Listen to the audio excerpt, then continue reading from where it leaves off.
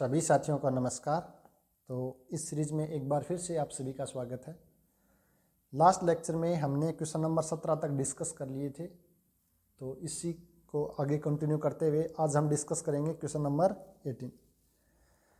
If a function f is monotonic on close interval a comma b, then the set of discontinuity of f is empty, finite, countable या close interval a comma b. तो इस question को discuss करने से पहले हमें दो result हैं उनकी जानकारी होना आवश्यक है। तो रिजल्ट नंबर फर्स्ट क्या बोलता है, a function, any function can have countable jump discontinuity, countable jump discontinuity या जंप डिसकंटिन्यूटी दूसरा नाम क्या है, फर्स्ट काइंड। फर्स्ट काइंड की जो डिसकंटिन्यूटी है वो हमेशा काउंटेबल ही रख सकता है। कोई भी फंक्शन ले लो, अगर उसके पास जंप डिसकंटिन्यूटी है तो वो काउंटेबल होंगी। और काउंटेबल का मतलब क्या होता है, या तो फाइनाइट होंगी या काउंटेबली इनफाइनाइट होंगी। डिसकंटिन्यूटी कितने प्रकार की होती है मेनली, ये तो आप सभी जानते हो। लास्ट वीडियो में हमने जिक्र किया था, डिसकंटिन्यूटी है वो मेनली 4 प्रकार की होती है। एक होती है रिमूवेबल, सेकंड होती है जंप डिसकंटिन्यूटी या फर्स्ट काइंड की, थर्ड होती है मिक्स, और फोर्थ होती है सेकंड काइंड की डिसकंटिन्यूटी। रिमूवेबल में क्या होता है कि फंक्शन की लिमिट एग्जिस्ट करती है, लेकिन या तो फंक्शन का मान एग्जिस्ट नहीं करता या फंक्शन का मान एग्जिस्ट करता है तो वो उस लिमिट के इक्वल नहीं होता। जंप डिसकंटिन्यूटी में क्या होता है कि लेफ्ट हैंड लिमिट और राइट हैंड लिमिट दोनों एग्जिस्ट करती हैं लेकिन इक्वल नहीं होती। और सेकंड काइंड में क्या होता है कि ना तो लेफ्ट हैंड लिमिट एग्जिस्ट करती है ना ही राइट हैंड लिमिट एग्जिस्ट करती है। और मिक्स काइंड में क्या होता है, या लेफ्ट हैंड लिमिट और राइट हैंड लिमिट में कम से कम नहीं, एक एग्जिस्ट करती है और दूसरी एग्जिस्ट नहीं करती। LHL एग्जिस्ट करेगी तो RHL नहीं करेगी, और RHL करेगी तो LHL एग्जिस्ट नहीं करेगी। तो फर्स्ट काइंड की जो डिसकंटिन्यूटी है या जंप डिसकंटिन्यूटी है उसमें ध्यान रखना कि वो कितनी हो सकती हैं, काउंटेबल हो सकती हैं। और दूसरा रिजल्ट है ए मोनोटोनिक फंक्शन,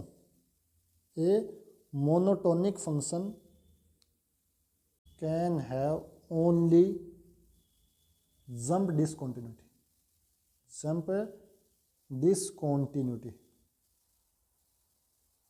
यानी कोई भी मोनोटोनिक फंक्शन किसको बोलते हैं, a function f is said to be monotonic if either it is increasing और डिक्रीजिंग। तो आप इंक्रीजिंग फंक्शन सभी जानते हैं, a function f is increasing, short में लिख रहा हूं मैं, if x less than y, this implies f x less than equals to f y for all x comma y belongs to D. Domain के प्रत्येक पॉइंट पर अगर x y से छोटा हो तो f x less than equals to f y होता है, तब हम बोलते हैं फंक्शन है वो इंक्रीजिंग है। और डिक्रीजिंग फंक्शन किसको बोलते हैं, a function f is said to be decreasing if x less than y, this implies f x greater than equals to f y for all x comma y belongs to D. यानी x y से छोटा है then f x का मान है वो F Y से या तो बड़ा है या बराबर हो, तब हम उस फंक्शन को बोलते हैं मोनोटोनिकली डिक्रीजिंग फंक्शन। एग्जाम्पल की बात करूं मैं तो y बराबर e की पावर x है, मोनोटोनिकली इंक्रीजिंग फंक्शन है, जबकि y की a की पावर माइनस एक्स, e की पावर माइनस एक्स है वो मोनोटोनिक डिक्रीजिंग फंक्शन। तो कोई फंक्शन या तो मोनोटोनिक इंक्रीजिंग हो या मोनोटोनिक डिक्रीजिंग हो, क्या कहलाता है, मोनोटोनिक फंक्शन कहलाता है। तो मोनोटोनिक फंक्शन है उसके पास सिर्फ और सिर्फ जंप डिसकंटिन्यूटी हो सकते हैं। तो ध्यान रखना, ये क्वेश्चन भी आ सकता है आपके पास, a monotonic function can have first kind discontinuity, removable, jump discontinuity. तो वहां पर ध्यान रखना है कि मोनोटोनिक फंक्शन है उसके पास सिर्फ और सिर्फ जंप डिसकंटिन्यूटी हो सकती है। और इस रिजल्ट से हम जानते हैं कि जंप डिसकंटिन्यूटी हमेशा ही क्या होती है, काउंटेबल होती है। तो इस क्वेश्चन का जो आंसर हो जाएगा, ए मोनोटोनिक फंक्शन है कोई भी close interval a comma B में, तो उसके पास जो डिसकंटिन्यूटी है वो कितनी हो सकती हैं, काउंटेबल हो सकती हैं। कितनी हो सकती हैं, काउंटेबल हो सकती हैं। आगे बढ़ते हैं, question number 19, which of the following statement is not true. क्या पूछा आपसे कि कौन सा स्टेटमेंट है वो गलत है। तो हम बात करें फर्स्ट ऑप्शन की, तो ये उसका रिजल्ट है कि कोई भी finite product of compact matrix space है वो कॉम्पैक्ट होता है। यानी x1 x2 x3 dot dot xn कोई मैट्रिक्स स्पेस हैं जो कॉम्पैक्ट हैं, तो उनका प्रोडक्ट भी क्या हो जाएगा, कॉम्पैक्ट हो जाएगा। तो आपसे इस प्रकार भी पूछ सकता है कि x1d एंड x2d दो मेरे पास क्या है, कॉम्पैक्ट मैट्रिक्स स्पेस हैं। This implies x1 cross x2, ये भी मेरे पास क्या हो जाएगा, कॉम्पैक्ट हो जाएगा। क्या हो जाएगा, कॉम्पैक्ट हो जाएगा। Continuous image of A compact space is compact, तो ये आप सभी जानते हो कि continuous image of A compact set is compact and connected set is connected. तो ये रिजल्ट आप अच्छे से देख लेंगे कि कंटिन्यूस इमेज है वो कॉम्पैक्ट सेट हो या कनेक्टेड सेट हो, क्या होती है, हमेशा ही कॉम्पैक्ट की कॉम्पैक्ट आएगी, कनेक्टेड की कनेक्टेड आएगी। बट अगर हम बात करें बाउंडेड सेट की कंटिन्यूस इमेज बाउंडेड हो तो ऐसा जरूरी नहीं है। ओपन सेट की कंटिन्यूस इमेज ओपन हो तो ये भी जरूरी नहीं है। क्लोज सेट की कंटिन्यूस इमेज क्लोज हो ये भी जरूरी नहीं। तो इस चीज़ का भी ध्यान रखना है। बट अगर हम बात करें कॉम्पैक्ट और कनेक्टेड, तो वो क्या हो जाएगा, हमेशा ही उसकी कंटिन्यूस इमेज है वो कनेक्टेड की कनेक्टेड और कॉम्पैक्ट की कॉम्पैक्ट होगी। हम बात करें R n is compact, R n का अगर मैं एन का मान 1 ले लेता हूं तो आर है वो कॉम्पैक्ट होता है कि नहीं होता। आर के अंदर एक एनी बोरेल थ्योरम पढ़ते हैं हम, आपके सिलेबस में भी एनी बोरेल थ्योरम स्पेशल नाम लिखा हुआ। तो क्या होती है Heine Borel theorem, any subset of R, मैं लिख देता हूं statement, a subset of R is compact if and only if it is closed and bounded. यानी आर के अंदर कोई भी सबसेट कॉम्पैक्ट कब होगा, जब वो क्लोज हो और बाउंडेड हो।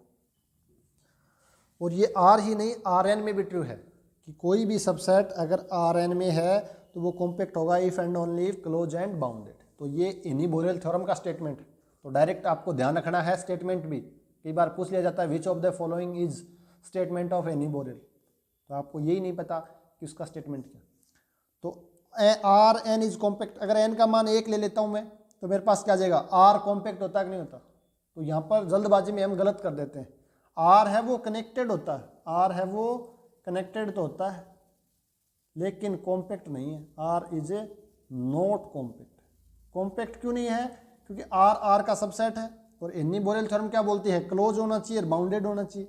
आर क्लोज तो है लेकिन बाउंडेड नहीं है, आर ए अनबाउंडेड सेट है। This implies R is not compact और आर एन भी नॉट कॉम्पैक्ट होगा। तो स्टेटमेंट जो थर्ड है वो गलत है, मैं गलत ही पूछा था। फोर्थ स्टेटमेंट क्या, every close and bounded subset of R n is compact. यहाँ पर हमने लिख दिया है कि आर एन का कोई भी सबसेट जो क्लोज है और बाउंडेड है तो कॉम्पैक्ट होगा, और कॉम्पैक्ट है तो वो क्लोज एंड बाउंडेड होगा। लेकिन हम बात करें कॉम्पैक्ट मैट्रिक्स स्पेस की इन जनरल डेफिनेशन क्या होती है, तो कॉम्पैक्ट की इन जनरल डेफिनेशन क्या होती है, a metric space x comma d के अंदर कोई भी सेट ए है, ए सबसेट ऑफ एक्स का है, then A is compact if every open cover of A has a finite subcover. A का प्रत्येक ओपन कवर क्या रखना चाहिए, फाइनाइट सब कवर रखना चाहिए। और दूसरी डेफिनेशन की क्या दी जाती है, A is compact if and only if A is complete and totally bounded, and totally bounded. कोई भी सेट ए है किसका, कोई मैट्रिक्स स्पेस का, तो उसको कॉम्पैक्ट कब बोलेंगे, जब वो कंप्लीट हो और टोटली बाउंडेड हो। कंप्लीट का मतलब क्या होता है कि प्रत्येक कोची सीक्वेंस है वो उसके अंदर कन्वर्जेंट होनी चाहिए, और टोटली बाउंडेड का मतलब क्या है कि हमारे पास फाइनाइट बॉल ऐसी मिल जाएं कि वो उसको कवर कर सके। एक every open cover as a finite subcover, ये डेफिनेशन भी पूछ सकता है। और जो एनी बोरेल थ्योरम है कि आर या आर एन में कोई भी सेट कॉम्पैक्ट कब होगा, if and only if it is close and bounded. Next question number 20 की हम बात करें तो जो लिमिट से रिलेटेड है, the value of limit x tends to 0 two sine x minus sine 2x upon में x माइनस साइन x। तो हम सभी जानते हैं कि ये वाला क्वेश्चन है वो एल हॉस्पिटल से होगा।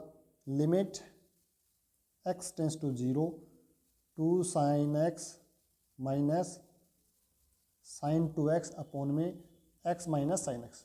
जब x का मान वैल्यू पुट करते हैं, जब x 0 तरफ जाता है तो 0/0 फॉर्म आ गई। तो हम क्या लगा सकते हैं, एल हॉस्पिटल रूल फॉर्म।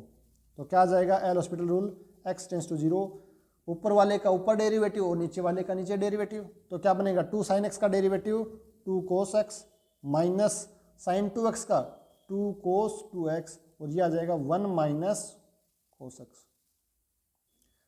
वापस अगर हम x टेंस टू 0 रखते हैं तो ये ऊपर भी 0 बन जाएगा और नीचे भी 0, तो 0/0 फॉर्म।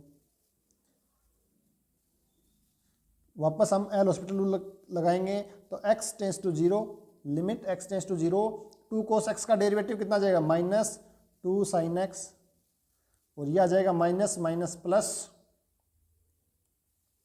4 sin 2x अपॉन में cos x का कितना आ जाएगा, प्लस का sin x हो जाएगा। माइनस पहले से है तो minus minus plus, x tends to 0 पे ये भी 0, ये भी 0, ये भी 0, वापस कौन से आ गया, 0/0 फॉर्म। तो एक बार और हम अप्लाई करेंगे एल हॉस्पिटल रूल। तो limit x tends to 0, 2 sin x का क्या बन जाएगा, माइनस 2 sin x का जो डेरिवेटिव है वो minus 2 cos x, minus minus plus 8 cos 2x, और नीचे आ जाएगा मेरे पास sin x का cos x। अब हम अगर x की जगह 0 पुट करेंगे तो आ जाएगा माइनस 2 प्लस 8 अपॉन में 1, यानी 6 आ गया। तो आपको 3 बार यहाँ पर एल हॉस्पिटल रूल लगाना पड़ेगा। बहुत ही आसान क्वेश्चन है।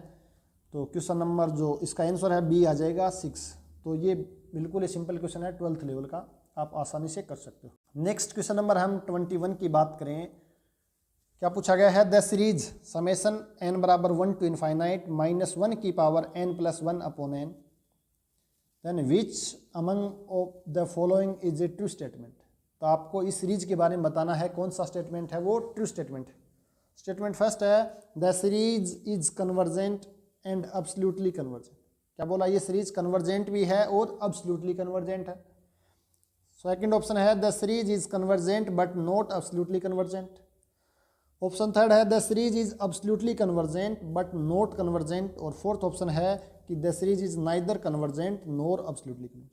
तो आपको सिर्फ ये बताना है जो गिवन सीरीज है वो कन्वर्जेंट है या अब्सोल्यूट कन्वर्जेंट है या दोनों ही नहीं है या दोनों है। तो आपको एक रिजल्ट पता होगा। कल के लेक्चर में हमने अब्सोल्यूट कन्वर्जेंट क्या होती है उसके बारे में डिस्कशन किया था। तो अब्सोल्यूट कन्वर्जेंट किसको बोलते हैं कि कोई भी सीरीज है summation x n is said to be absolute convergent if summation mod x n is convergent.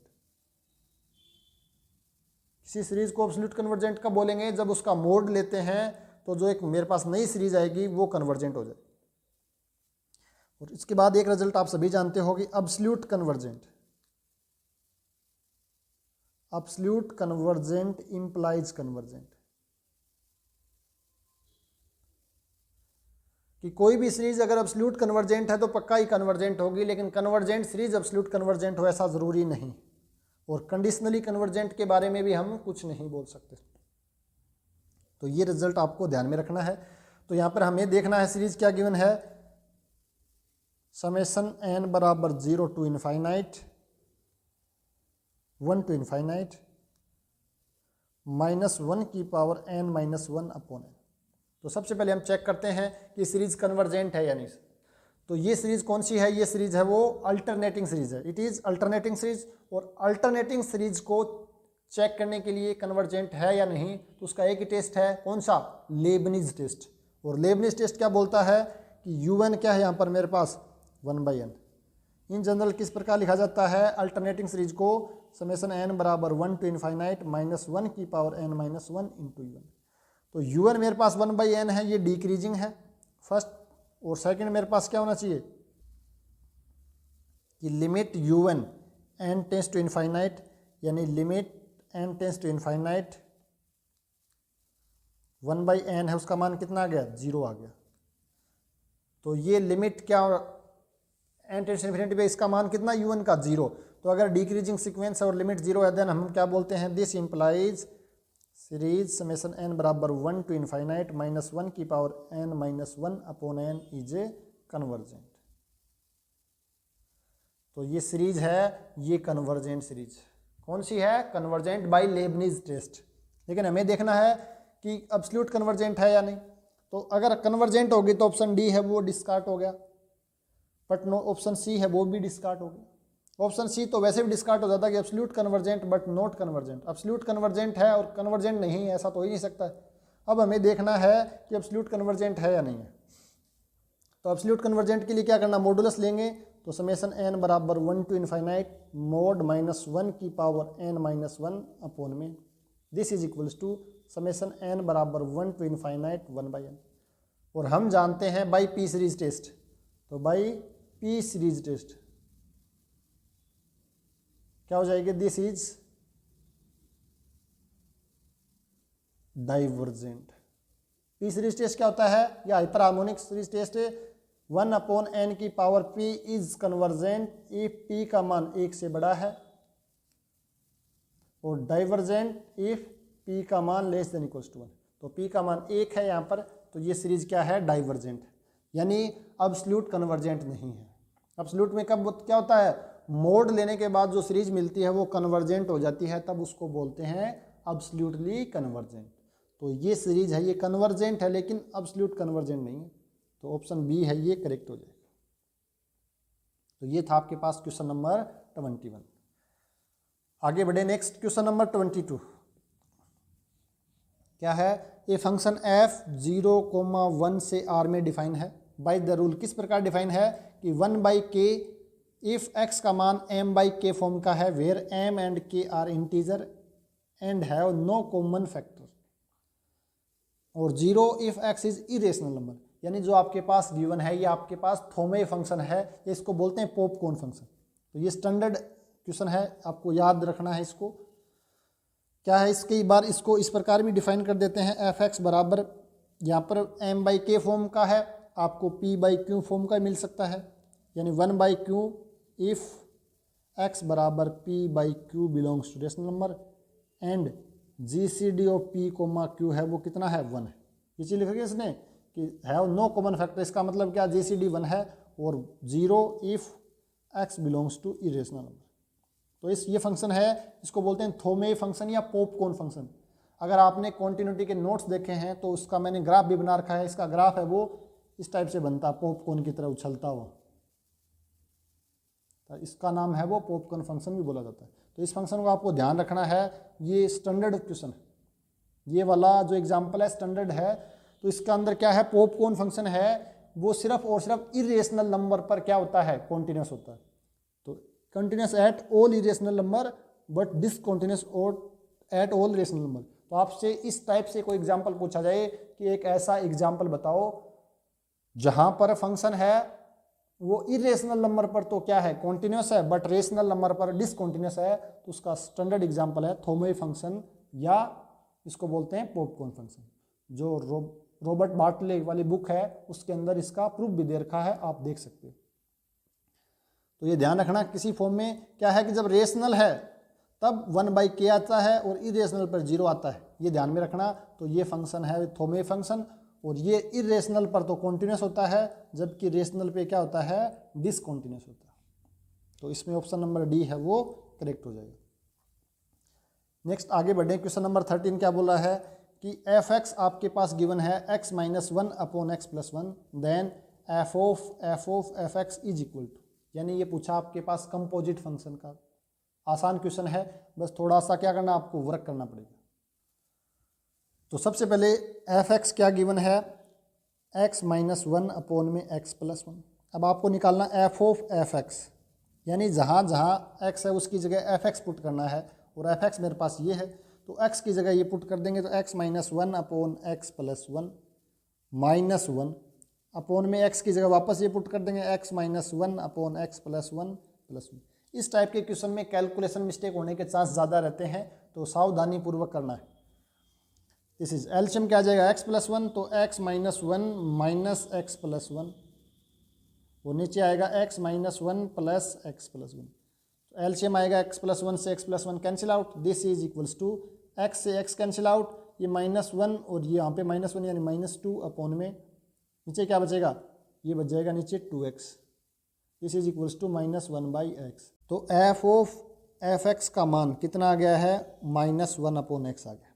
अब हमें निकालना है F of F of f x. एक बार और इस फंक्शन का मान निकालना है तो क्या आ जाएगा कि एक्स की जगह हमें क्या रखना है, एफ ऑफ एक्स, यानी जहाँ जहाँ एक्स है उसका मान रखना है -1/x। तो इस क्वेश्चन में रखते हैं -1/x -1 में 1/x माइनस का +1। एलसीएम क्या आ जाएगा x, तो -1 - x अपॉन में यहाँ पर आ जाएगा -1 + x। This is equals to, यहाँ से माइनस कॉमन ले सकते हैं तो क्या बचेगा x + 1 माइनस का, और यहाँ पे बचेगा x - 1।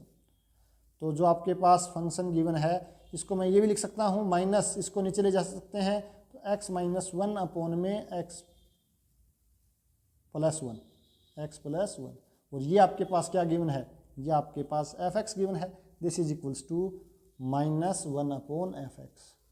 तो -1/f(x) ऑप्शन में है क्या, कौन से ऑप्शन में, तो ऑप्शन डी है वो करेक्ट हो जाएगा। तो बस इस टाइप के क्वेश्चन में आपको सावधानीपूर्वक कैलकुलेशन करनी है। वैसे आसान क्वेश्चन है, 12th लेवल या 11th लेवल का क्वेश्चन है। तो ये था आपके पास क्वेश्चन नंबर 23। आगे हम बढ़ते हैं क्वेश्चन नंबर 24। ये इंपॉर्टेंट क्वेश्चन है, आ सकता है या इस कंसेप्ट पे क्वेश्चन पूछा जा सकता है, और लास्ट क्लास में हमने इसको अच्छे से डिस्कस किया था। क्या है, every countable set as a measure 0। तो मैंने बताया था कोई भी काउंटेबल सेट है उसका मेजर कितना होता है, 0 होता है, यानी स्टेटमेंट फर्स्ट ट्रू है। There exist uncountable set of measure 0, यानी एक ऐसा अनकाउंटेबल सेट भी एग्जिस्ट कर रहा है जिसका जो मेजर है वो 0 होता है। और हमने देखा था कैंटर सेट, तो कैंटर सेट है उसका जो मेजर है वो क्या रहता है, 0 आता है। तो पूछा विच of the following statement hold true, कौन से स्टेटमेंट ट्रू हैं, तो दोनों के दोनों ट्रू हैं, बोथ ए एंड बी।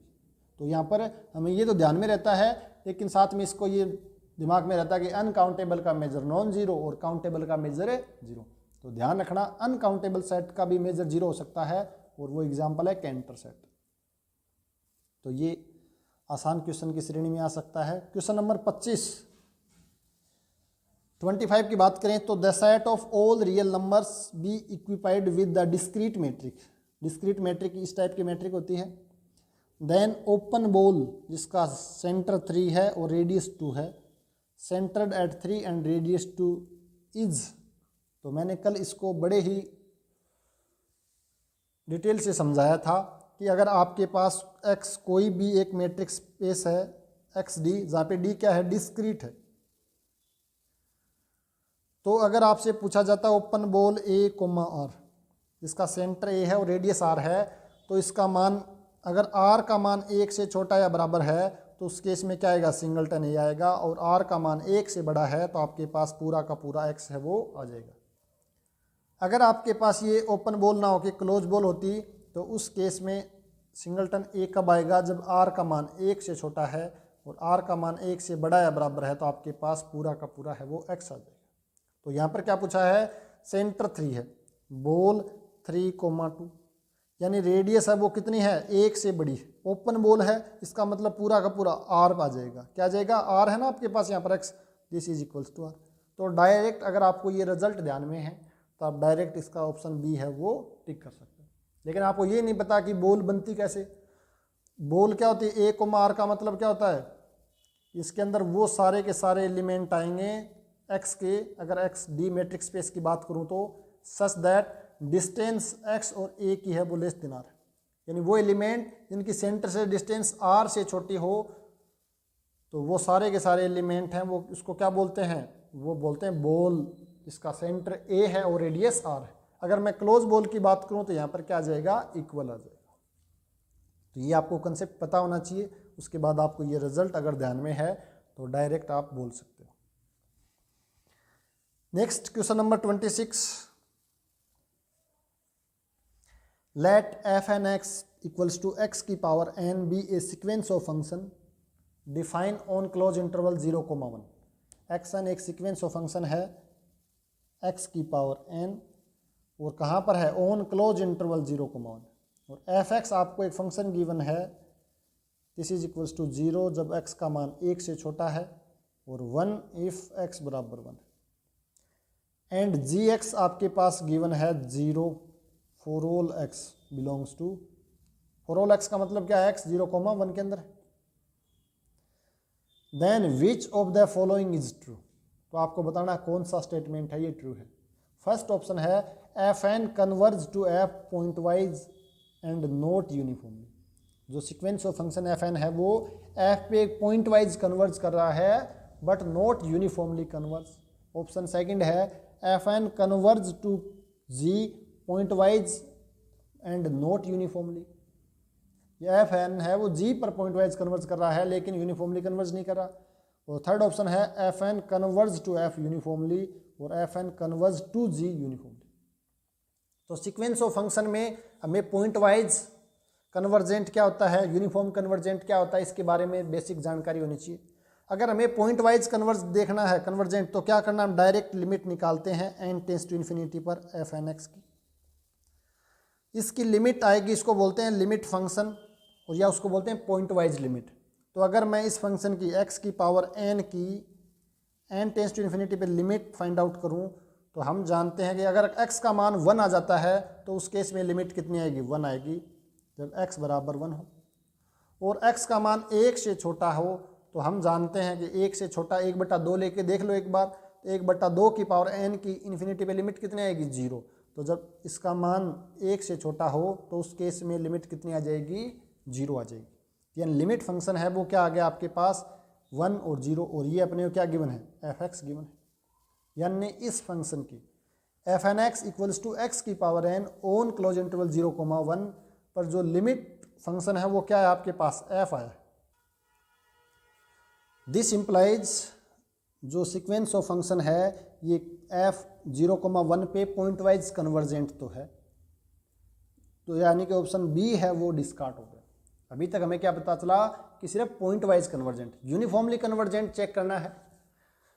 तो एक रिजल्ट होता है अगर आपको ध्यान में हो तो, कि अगर मेरे पास एफ एन कोई भी सीक्वेंस ऑफ फंक्शन है कॉन्टिन्यूस फंक्शन की, f n be a sequence of continuous function और उसका लिमिट फंक्शन एफ एक्स अगर डिसकॉन्टिन्यूस है तो पक्का ही हम क्या बोल देंगे कि एफ एन है वो एफ पर यूनिफॉर्म कन्वर्जेंट नहीं हो सकती है। क्या है, if f n be a sequence of continuous function and limit, ये मैं बोलूँ continuous function and fn converge to f point wise। Limit function का मतलब क्या है कि उस पर पॉइंट वाइज कन्वर्ज करना चाहिए। तो एफ एन मेरे पास एक सीक्वेंस है कॉन्टिन्यूस फंक्शन की और एफ एन है वो एफ पे पॉइंट वाइज कन्वर्ज कर रही है। If f is discontinuous, f मेरे पास क्या है, डिसकॉन्टिन्यूस है, then f n is not converge uniformly, not converge uniformly to f. तो एफ एन कभी भी एफ पर यूनिफॉर्मली कन्वर्जेंट नहीं हो सकती। लेकिन अगर एफ एन आपके पास सीक्वेंस है कॉन्टिन्यूस फंक्शन की और एफ पर पॉइंट वाइज कन्वर्ज कर रही है, अगर एफ कॉन्टिन्यूस फंक्शन है, एफ कॉन्टिन्यूस फंक्शन है, तब हम बोल नहीं सकते कि वो यूनिफॉर्मली कंटिन्यूस होगा या नहीं होगा, यानी यूनिफॉर्मली कन्वर्ज करेगा या नहीं करेगा।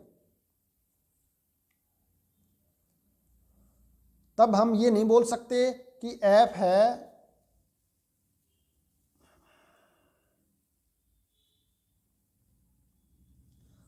तब हम ये नहीं बोल सकते कि एफ एन है वो एफ पर यूनिफॉर्मली कन्वर्ज करेगा। अगर एफ कॉन्टिन्यूस है तब एफ एन एफ पे यूनिफॉर्मली कन्वर्ज कर भी सकता और नहीं भी कर सकता। लेकिन एफ अगर डिसकॉन्टिन्यूस है तो पक्का ही एफ एन है वो एफ पर यूनिफॉर्मली कन्वर्ज नहीं करेगा। This implies f n is not uniformly converge to f. तो अगर इस रिजल्ट आपको पता है तो हम जानते हैं कि एफ एक्स तो यहाँ पे डिसकॉन्टिन्यूस है जबकि एफ एन एक्स तो मेरे पास कॉन्टिन्यूस है। तो ये एक्स एन कभी भी इस फंक्शन पर क्या नहीं कर सकता, यूनिफॉर्मली कन्वर्ज नहीं कर सकता। तो अगर इतना पता है तो हम बोल सकते हैं f n converge to f pointwise and not uniformly. तो ऑप्शन फर्स्ट है वो करेक्ट हो जाएगा। F n converge to f uniformly बिल्कुल नहीं होगा और जी पर तो हो ही नहीं सकता क्योंकि पॉइंट वाइज ही कन्वर्जेंट नहीं वहाँ पर। तो ऑप्शन ए है वो करेक्ट ऑप्शन। तो आप इस फंक्शन के बारे में अच्छे से जान ले हुए, जो सीक्वेंस ऑफ फंक्शन है x की पावर n। तो ध्यान रखना ये पॉइंट वाइज कन्वर्जेंट भी सिर्फ 0 से 1 के बीच में होता है। अगर आपने यहाँ पर सेट दूसरा ले लिया है तो ये पॉइंट वाइज कन्वर्ज भी नहीं होगा, क्योंकि जैसे ही आप 2 ले लोगे यहाँ पर तो 2 की पावर n ये डाइवर्जेंट हो जाएगा। अगर आप -1 ले लोगे या 0 से छोटा कोई भी ले लोगे तो ये क्या हो जाएगा, 0 से -1 के बीच में कोई भी पॉइंट लोगे तो ये आपके पास जो सीक्वेंस ऑफ फंक्शन बनेगी ये फाइनाइटली ओसिलेट बन जाएगी। अगर -1 से छोटा ले लिया तो ये हो जाएगी ओसिलेट इनफाइनाइटली। तो इस सीक्वेंस ऑफ फंक्शन का आपको नेचर पता होना चाहिए, वो डिटेल से आपको देखना है कि सीक्वेंस या सीरीज ऑफ फंक्शन क्या होता है। तो उसके नोट्स हैं वो टेलीग्राम चैनल पे मैंने प्रोवाइड करवा रखे हैं, आप एक बार देख लीजिए। नेक्स्ट देखते हैं क्वेश्चन नंबर 27। ये क्वेश्चन है वो काउंटेबिलिटी का है। तो विच of the following set of functions is countable. तो आपको काउंटेबल और अनकाउंटेबल सेट क्या होते हैं सभी को पता है। काउंटेबल सेट यानी या तो वो फाइनाइट हो या वो काउंटेबली इनफाइनाइट या डिन्यूमरेबल हो, और अनकाउंटेबल सेट ऐसा सेट जो काउंटेबल नहीं है। तो मैं बात करूं कि काउंटेबली इनफाइनाइट सेट किसको बोलते हैं, या डिन्यूमरेबल सेट जो सेट क्या हो n के सिमिलर हो, सेट ऑफ नेचुरल नंबर के सिमिलर है। a अगर सेट ऑफ n के सिमिलर है this implies a is a denumerable. और काउंटेबली सेट या डिन्यूमरेबल सेट की कार्डिनलिटी कितनी होती है, सेट ऑफ नेचुरल नंबर की कार्डिनलिटी क्या होती है, LF नॉट होती है। अगर मैं बात करूं रियल नंबर की कार्डिनलिटी क्या होती है, C। यानी अनकाउंटेबल सेट जो R के सिमिलर है उसकी कार्डिनलिटी कितनी होती है, C यानी कि कंटिन्यूम होती है। प्रत्येक अनकाउंटेबल सेट की कार्डिनलिटी C नहीं होती है, लेकिन R का कोई भी सबसेट जो अनकाउंटेबल सेट है उसकी कार्डिनलिटी C होती है। इसको बोलते हैं कंटिन्यूम और इसको बोलते हैं LF नॉट। तो इस टाइप का क्वेश्चन है वो घुमा फिरा के नेट में कम से कम 3-4 बार रिपीट हो चुका है। तो इस टाइप की क्वेश्चन की प्रबल संभावना है कि सेट और CUT में पूछा जा सकता है। तो हम देखें 1 बाय 1 करके। आपसे पूछा काउंटेबल, तो यहाँ पर ध्यान रखना काउंटेबल पूछ रहा है अनकाउंटेबल पूछ रहा है। कभी आप याद कर लो कि काउंटेबल है, ये हमने पढ़े हुए, तो आराम से देखना है, चीज़ों को रटना नहीं है, समझने की ट्राई करो। कंसेप्ट देखो क्या कंसेप्ट है, फिर उसको समझो और अपने हिसाब से करो। अगर क्वेश्चन में थोड़ा सा भी घुमा दिया है, अगर आपका क्वेश्चन याद है तो वहीं पर गलत हो जाएगा। तो आपको कंसेप्ट को समझना पहला काम, दूसरा काम कैसे अप्लाई करना है उसको सीखना। तो यहाँ पर हम देखें फर्स्ट ऑप्शन क्या गिवन है, f एक फंक्शन कलेक्शन है, या एक में वो सेट दे रखा जिसमें वो फंक्शन है जो n से 0,1 में डिफाइन है। ऑप्शन सेकंड में गिवन है एक कलेक्शन है जिसके अंदर वो फंक्शन है जो 0,1 से सेट ऑफ नेचुरल नंबर में डिफाइन है। यहाँ पर n क्या है, सेट ऑफ नेचुरल नंबर है।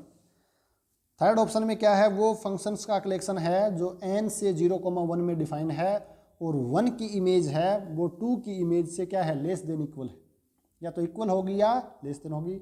और थर्ड मेरे पास क्वेश्चन क्या है कि वो फंक्शन 0,1 से n में डिफाइन है कि जो 0 पर इमेज है वो क्या होगी, 1 की इमेज से छोटा। तो ये वाले नंबर चेंज हो सकते हैं, ठीक है ना। आपको नंबर रटने नहीं है, आपको देखना है कंसेप्ट क्या। तो इसको समझने से पहले आपको ये पता होना चाहिए कि कोई भी एक function f a to b में डिफाइन है।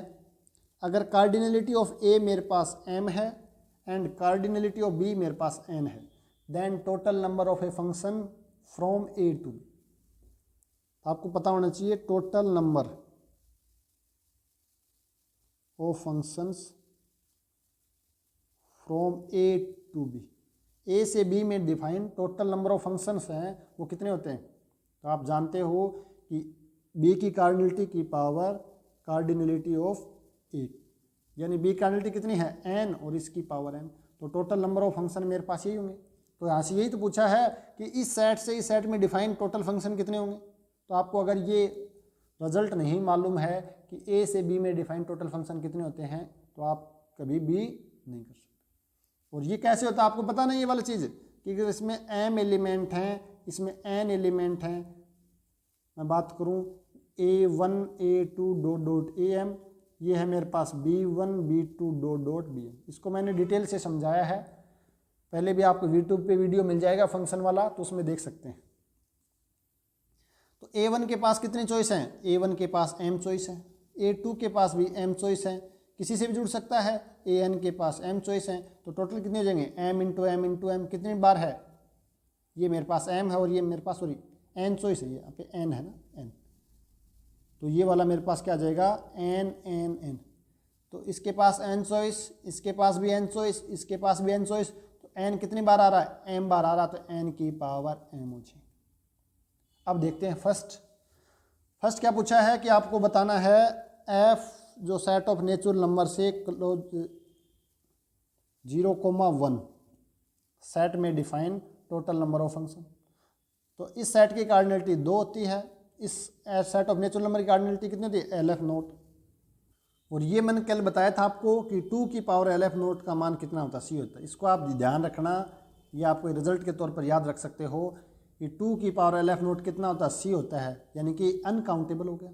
तो फर्स्ट जो है ये तो मेरे पास क्या हो गया? अनकाउंटेबल सेट हो गया।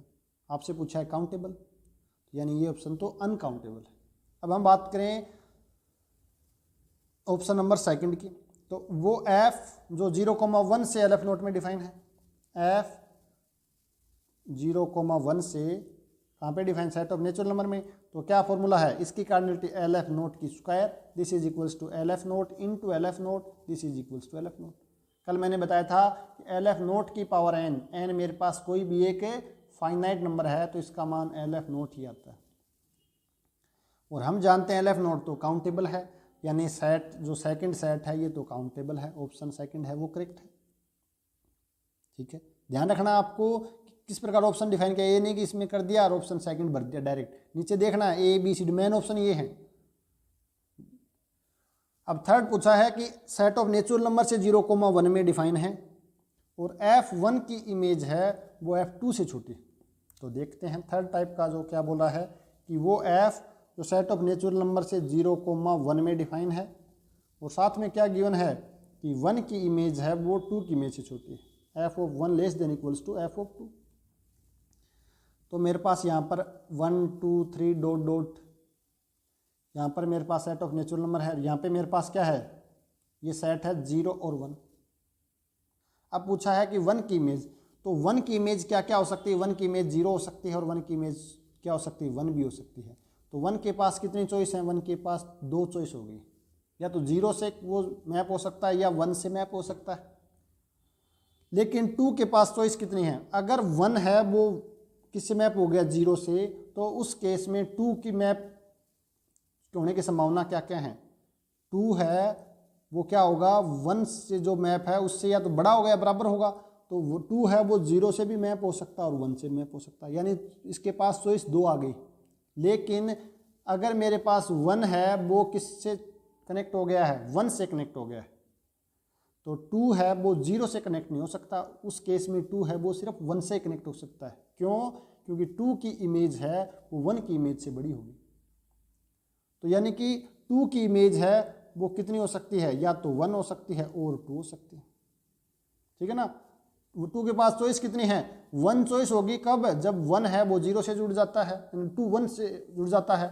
1 अगर 1 से जुड़ जाता है तो उसके पास चॉइस 1 है, और 1 अगर 0 से जुड़ जाता है तो 2 के पास चॉइस कितनी है? 2। लेकिन 3 पे तो कोई फर्क नहीं पड़ेगा, इसके पास तो चॉइस 2 है।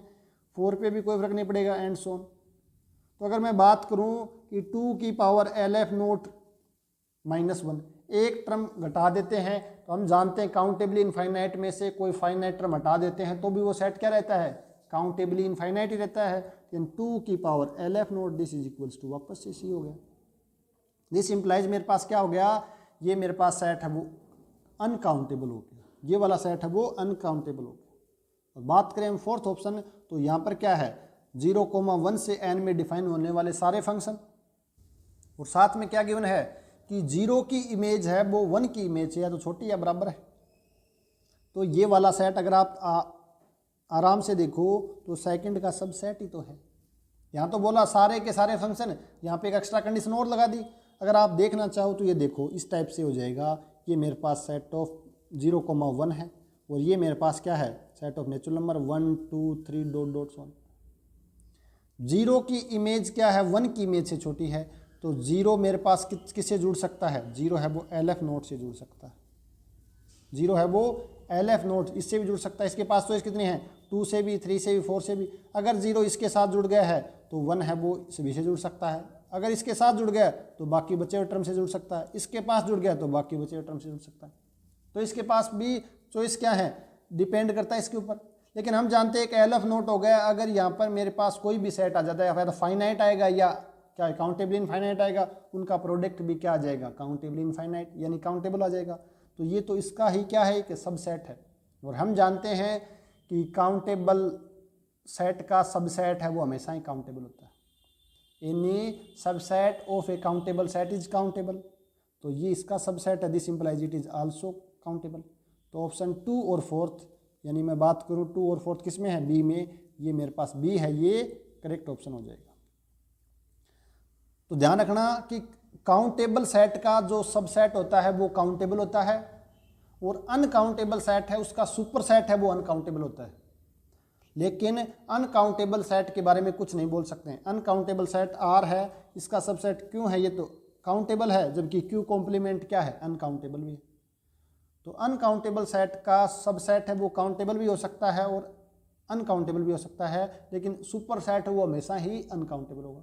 इसी प्रकार मैं बात करूं काउंटेबल सेट की, तो काउंटेबल सेट का सुपर सेट है वो काउंटेबल भी हो सकता है और अनकाउंटेबल भी हो सकता है। इसका सुपर सेट Z भी है और R भी है, ये तो काउंटेबल है जबकि ये अनकाउंटेबल है।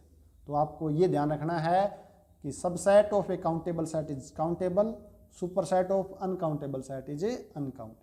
तो ये था आपके पास क्वेश्चन नंबर 27। आगे बढ़े क्वेश्चन नंबर 28। तो 28 क्वेश्चन नंबर में क्या दिया गया है, एक फंक्शन गिवन है x² sin 1/x जब x नॉन जीरो है और 0 जब x का मान 0 है। देन ऑप्शन फर्स्ट है f is not continuous at x बराबर 0। ऑप्शन सेकंड है f is continuous everywhere but it is not differentiable at x equals to 0। Option third है f is differentiable everywhere but its first derivative यानी f' is not continuous. और option fourth है f is infinitely differentiable. Infinitely differentiable का मतलब क्या है, f' f" f" सारे के सारे एग्जिस्ट कर रहे हैं।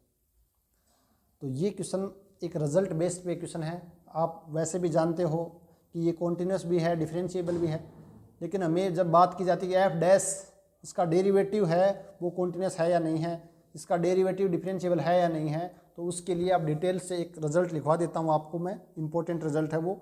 तो उस रिजल्ट से इस टाइप के हर क्वेश्चन है वो हो जाएगा। तो रिजल्ट क्या है कि लेट f(x) मेरे पास एक फंक्शन है x की पावर अल्फ़ा साइन 1/x की पावर बीटा जब x का मान नॉन जीरो है और 0 जब x का मान 0। यहाँ पे साइन की जगह क्या हो सकता है, कोस भी हो सकता है, साइन या कोस दोनों ही हो सकते हैं। देन फर्स्ट क्या है, इफ ये मैं बोलूँ f is continuous, if f continuous कब होगा, जब अल्फ़ा का मान 0 से बड़ा हो जाएगा। जब अल्फ़ा का मान 0 से बड़ा होगा, बीटा का मान कुछ भी हो कोई फर्क नहीं पड़ेगा, तो f है वो कॉन्टिन्यूस हो जाएगा।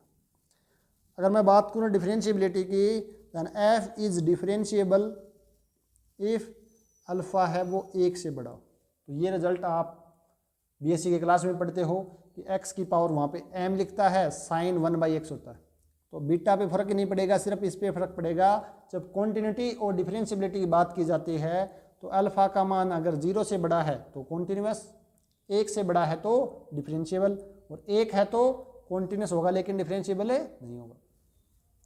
थर्ड, f' इज कॉन्टिन्यूस, यानी इसका डेरिवेटिव एग्जिस्ट कर रहा है, यानी कि f डिफरेंशिएबल होने का मतलब क्या है, f' एग्जिस्ट। तो f' कॉन्टिन्यूस कब होगा, तो यहाँ पर अल्फ़ा माइनस बीटा, यहाँ पर बीटा का यूज होगा कि अल्फ़ा माइनस बीटा का मान 1 से बड़ा है, this implies it is continuous. और इसका डेरिवेटिव डिफरेंशिएबल कब होगा, इफ़ अल्फ़ा माइनस बीटा का मान 2 से बड़ा हो जाए। अगर इन दोनों का डिफरेंस 2 से बड़ा है तब उसका फर्स्ट डेरिवेटिव है वो क्या होगा, डिफरेंशिएबल होगा। अगर आपको देखना है ये किस प्रकार आते हैं, तो कुछ नहीं करना, इसका एक बार डेरिवेटिव करो। डेरिवेटिव करोगे तो वापस यही रिजल्ट लगाना है, कॉन्टिन्यूस कब होगा, अगर वो रिजल्ट लगाओगे तो वहाँ पर अल्फा माइनस बीटा जाए। एफ डैश एक्स आएगा, उसको जी एक्स नया फंक्शन मान लेंगे। तो जी एक्स कब कॉन्टिन्यूस होगा, तो वहाँ पर ये कंडीशन आ जाएगी कि अल्फा माइनस बीटा का मान 1 से बड़ा होगा तब कॉन्टिन्यूस। और एफ डैश वो डिफरेंशिएबल कब होगा, जब अल्फा माइनस बीटा का मान है वो 2 से बड़ा हो जाएगा। तो इस रिजल्ट को आपको ध्यान में रखना है। यहाँ से क्वेश्चन आता है इस टाइप का तो इससे आसानी से सोल्व हो जाएगा। दूसरा तरीका क्या है, इसका डेरिवेटिव निकाल के चेक करो इन जनरल, फिर वहाँ से चेक करो, तो उसमें थोड़ा सा टाइम ज़्यादा लग जाएगा। हालांकि क्वेश्चन वहीं से भी हो जाना है और रिजल्ट ये बने हैं वो जनरलाइज करके ही बनाएंगे। तो ये बोला है कि कंटिन्यूस नहीं है, जबकि हम जानते हैं कि अल्फा का मान यहाँ पर 2 है और 2 greater than 0, this implies it is continuous. ये बोला कॉन्टिन्यूस तो है लेकिन डिफरेंशिएबल नहीं है। डिफरेंशिएबल भी है क्योंकि 2 है वो 1 से बड़ा है, this implies b option is also wrong. F is differentiable everywhere but its first derivative is not continuous.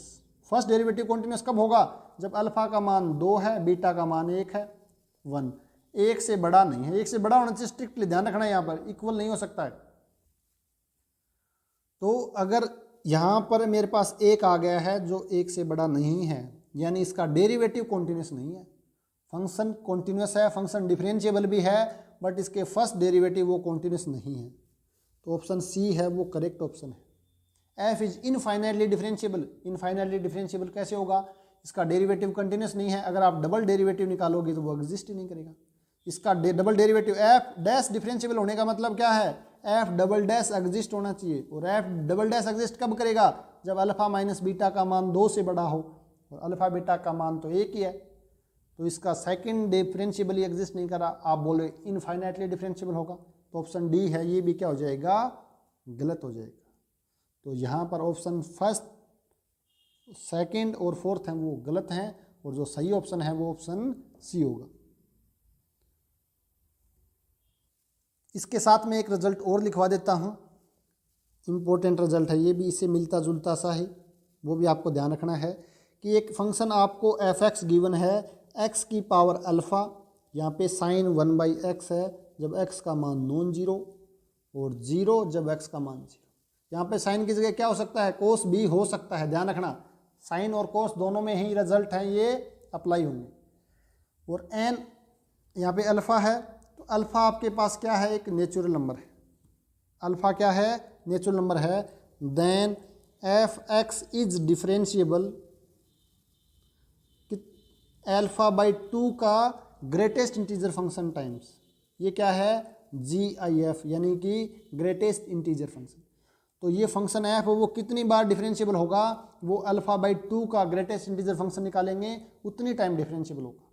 जैसे मैं अगर बात करूँ x की पावर 5 साइन 1/x, तो ये फंक्शन कितनी बार डिफरेंशिएबल है, तो 5/2 करेंगे और इसका क्या निकालेंगे, ग्रेटेस्ट इंटीजर फंक्शन। आप सभी जानते हो कितना होगा, ये 2.5 का मान, यानी सबसे बड़ा इंटीजर लेकिन इस नंबर से छोटा हो तो 2। ये फंक्शन 2 बार डिफरेंशिएबल है, यानी एफ डबल डैश एग्जिस्ट करेगा। या मैं बोलूँ एफ डैश का जो फंक्शन एफ डैश है ये डिफरेंशिएबल होगा। ये और ये चीज़ दोनों एक ही चीज़ है, ठीक है। तो कितनी बार डिफरेंशिएबल होगा ये आप यहाँ से बता सकते हो। इसके अंदर और आगे मैं बात करूँ कि एफ जो आपका फंक्शन होगा, F alpha by 2 time differentiable function, वो कॉन्टिन्यूस है या नहीं। एफ अल्फ़ा बाई 2 टाइम, जैसे मैंने यहाँ पे देखा एफ डबल डैश एक्स की पावर 5 साइन 1/x, तो ये फंक्शन 2 बार डिफरेंशिएबल हो गया। अब आपको चेक करना है कि जिसका डबल डेरिवेटिव आएगा वो कॉन्टिन्यूस है या नहीं है। तो इज ये कॉन्टिन्यूस कब होगा और डिसकॉन्टिन्यूस कब होगा। कॉन्टिन्यूस कब होगा, इफ़ अल्फ़ा आपके पास क्या हो जाए, ओड हो जाए। और डिसकॉन्टिन्यूस कब होगा, जब अल्फ़ा आपके पास इवन हो जाए। तो 5 आपके पास क्या है, ओड है, this implies it is continuous है, यानी अल्फ़ा डबल डेरिवेटिव आएगा ये कॉन्टिन्यूस।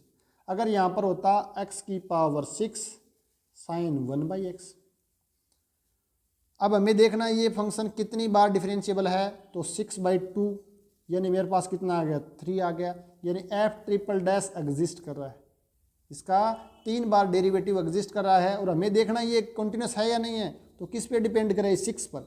6 क्या है, इवन है, तो इवन है तो ये डिसकॉन्टिन्यूस हो जाएगा। क्या हो जाएगा, ये डिसकॉन्टिन्यूस हो जाएगा। तो इस हिसाब से आपको ध्यान में रखना है। ये इंपॉर्टेंट रिजल्ट है, एक ये वाला और एक ये वाला। अगर आपने ये रिजल्ट अच्छे से याद हैं तो इस टाइप का कोई भी क्वेश्चन आए आप उसको आसानी से सोल्व है कर सकते हो। Next question number 29। Question number 29 की बात करें। Let f be a function define by f x sine pi by x, जब एक्स का मान 0 से बड़ा है और 1 से छोटा या बराबर है और 0 पर इसका मान 0। तो इस क्वेश्चन को हमने कल ही डिस्कस किया था कि ये किसका एग्जाम्पल था। एक ऐसा फंक्शन है जो कंटिन्यूस है लेकिन is not of bounded variation. इस रिजल्ट एग्जाम्पल को आपको ध्यान में रखना है। कुछ इंपॉर्टेंट एग्जाम्पल होते हैं, जैसे भी बताया मैंने वो पॉपकॉर्न फंक्शन या थोमे फंक्शन, उसको आप डायरेक्ट ध्यान में रखना। अगर आप उसको प्रूफ करने बैठोगे वहाँ पर तो नहीं हो पाएगा। और ये काउंटर एग्जाम्पल के रूप में ये इसको याद कर लो, यहाँ साइन हो या कोस हो, ये फंक्शन कॉन्टिन्यूस है लेकिन is not of bounded variation. कल जो शॉर्ट नोट्स थे बाउंडेड वेरिएशन के, हम दोबारा देखते हैं यहाँ पर इसको। कल हमने बाउंडेड वेरिएशन का कुछ इम्पोर्टेंट रिजल्ट और नोट्स रिजल्ट देखे थे, वहाँ पे स्पष्ट लिखा हुआ था।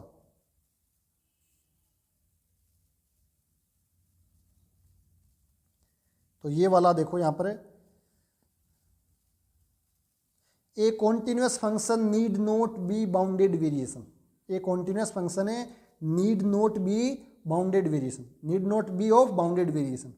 तो अगर कोई फंक्शन कॉन्टिन्यूस है तो जरूरी नहीं वो बाउंडेड वेरिएशन का होगा। तो ये फंक्शन लिखा था 0 जब x का मान 0, non zero x sign pi by x, और ये कोस भी हो सकता है। कोस होगा तो वहाँ पे पार्टीशन अलग लेना पड़ेगा। साइन x के लिए इस पार्टीशन से आप देखोगे तो ये यहाँ से ये is not of bounded variation होगा। तो इस जो रिजल्ट है या मैं बोलूँ इस एग्जाम्पल को आपको ध्यान में रखना है। तो हमारा था क्वेश्चन नंबर 29। तो अब देखते हैं क्या पूछा हुआ है। ऑप्शन फर्स्ट है F is continuous but not of bounded variation. First ये लिखा ऑप्शन करेक्ट हो जाएगा। सेकंड ऑप्शन क्या है, एफ इज नॉट कॉन्टिन्यूस, ये तो कॉन्टिन्यूस है तो गलत हो गया यहाँ से ही। F is neither continuous nor of bounded variation, continuous तो है ही, this implies it is also discard. F is bounded, f bounded है, बिल्कुल बाउंडेड है, कॉन्टिन्यूस भी है एंड ऑफ बाउंडेड वेरिएशन। ये फंक्शन है बाउंडेड वेरिएशन नहीं है, कॉन्टिन्यूस भी है बाउंडेड भी है लेकिन नॉट ऑफ बाउंडेड वेरिएशन। तो ऑप्शन डी है ये भी गलत हो जाएगा। तो ये ध्यान रखना, कुछ स्टैंडर्ड एग्जाम्पल हैं घूम फिर के वही आते हैं। कल मैंने एक बताया था 1 और -1 यहाँ पे 0 था। जब x belongs to rational number intersection 0,1, x belongs to irrational number intersection 0,1। तो ये फंक्शन है, ये क्या है आपके पास, बाउंडेड है लेकिन नॉट ऑफ बाउंडेड वेरिएशन। तो इसको भी आपको ध्यान रखना है। तो कुछ जो स्टैंडर्ड एग्जाम्पल होते हैं उनको आप ध्यान में रखो, तो उनको काउंटर एग्जाम्पल के रूप में यूज में ले सकते हैं। और कई बार ये सीधे एग्जाम्पल आ जाते हैं तो उसके बारे में हमें संपूर्ण जानकारी होनी चाहिए। तो ये थे आपके पास 29 क्वेश्चन। तो जो भी हमने आज रिजल्ट पढ़े हैं इंपॉर्टेंट, जैसे इससे ऊपर वाले क्वेश्चन में 2 इंपॉर्टेंट रिजल्ट देखे हैं। उससे ऊपर वाले फंक्शन की बात करूं तो वहाँ पे हमने फंक्शन के बारे में काउंटेबिलिटी और अनकाउंटेबिलिटी को किस प्रकार चेक करते हैं, तो बड़े ही इंपॉर्टेंट रिजल्ट देखे हैं। तो आपको जो नोट्स हैं मैं आपको वो प्रोवाइड करवा दूंगा यूट्यूब चैनल पर। तो इनको आप अच्छे से देख लें, पूरा वीडियो देखना है अच्छे से, स्किप नहीं करना है। आप स्पीड बढ़ा सकते हैं अगर समय कम है तो। और ये क्वेश्चन मुझे जहाँ तक लग रहा है कि आपको कुछ क्वेश्चन भी रिपीटेड मिल सकते हैं, अदरवाइज कंसेप्ट हैं वो तो आपको सेम यही के यही मिलने। तो आप अच्छे से देख लें। और जो भी आपके साथी सेट की तैयारी कर रहे हैं या CUT की तैयारी कर रहे हैं उनको भी शेयर करें ताकि उनको भी फ़ायदा मिले। और मुझे बार बार बोलने की आदत नहीं है कि लाइक करो, कमेंट करो, सब्सक्राइब करो। तो आप सभी समझदार हो। एक शिक्षक को क्या चाहिए भाई, जो पढ़ा रहा है उसको मोटिवेशन मिलता रहे। और वो किससे मिलेगा, आप कमेंट करके अगर इतना भी कह सकते हो कि सर बहुत अच्छा लगा है, सही पढ़ाया है, अच्छा पढ़ाया है, या कमी लगे तो आप बता सकते हो कि सर इसमें ये सुधार किया जाए तो हम लोगों को ज़्यादा फायदा होगा।